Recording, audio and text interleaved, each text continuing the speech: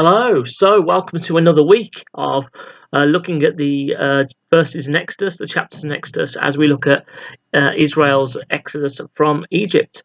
We're in the finishing stretch now. We're going to look at a couple more chapters, and today we're looking at Exodus chapter 12, verses 31 to 42. That's Exodus chapter 12, verses 31 to 42. So why don't you hit pause, go and have a read, and just so you've got that section in your mind as we unpack some of the thoughts that I have on it today. Excuse me. So we pick up these scriptures and we find that Egypt is in a state of grief. At midnight, the firstborn across the whole country were killed. They are now dead, and the whole nation of Egypt is in a state of grief, sorrow, and panic. Why didn't they listen to Moses? Why didn't they listen to God? Even Pharaoh couldn't escape losing his firstborn too. A tragedy for all Egyptians because of Pharaoh's hard heart and his thirst for power.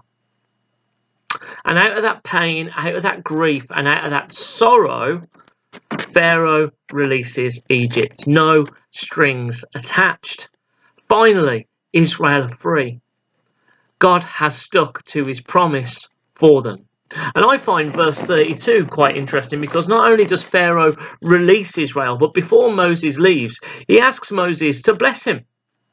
Even in his grief, Pharaoh recognizes that God is the God of the Most High. And when you know God is the God of the Most High, you want his blessing. And even in his grief, Pharaoh recognized this. When you recognize there is no one higher and no one greater than God, not only is that a very humbling thing for ourselves, but why wouldn't you ask for him to bless you? And I felt challenged when I read this. When was the last time I simply asked God to bless me? Not with anything specific, to just bless me. The blessing of God is his attention. The blessing of God is just his favour. And I don't know about you, but the specifics of these things of this world, yeah, I want them, but not in comparison to the blessing of God. I want that even more. And so this happens, and Moses starts to move quickly. He spreads the word and gathers the people to get their things together and leave. Why? Why is it all done so quickly? Because all of this has happened before. Both Moses and Israel had experienced the ever-changing heart of Pharaoh time and time again. And now a way has been made. So the door is opened. Take it. Do not wait. Why wait another second when you've had it shut time and time again? God's opened the path, so get out of there. And when God makes a way in our lives, we shouldn't dither and we shouldn't dally. And I think sometimes we can spend so much time asking God to make a way that when it happens, we can become inactive in shock. It's like when God answers our prayers and we say, I don't believe it. Well, we should. Because if we're praying about it, we should be expecting God to move things. And when he does, let's not wait.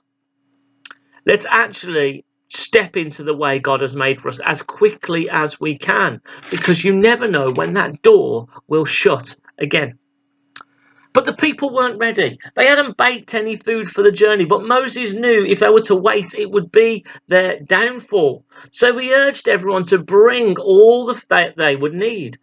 If they were going to go to cook, then they could do it on the road. And that's the thing. They were going into the wilderness anyway. They were going to have to cook on the road at some point. So they might as well start now. The grief and the sorrow had opened up the hearts of all Egyptians for Israel to leave. So they left not only with freedom, but with silver and gold from the Egyptians as well. God had not only made a way, but had provided for them in a way that they didn't see coming. Are we ready for the unexpected provision of God when a way is made as well? It's difficult, it's a challenge, but I think we should be always ready for it. And so Israel leaves Egypt after 430 years to the day that they entered Egypt. God delivered on his promises. Please don't think that God isn't listening, hearing, or acting because you don't immediately see the promises of God fulfilled.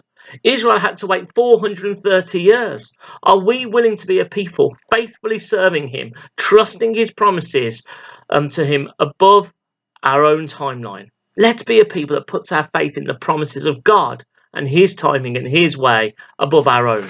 Let's be that people.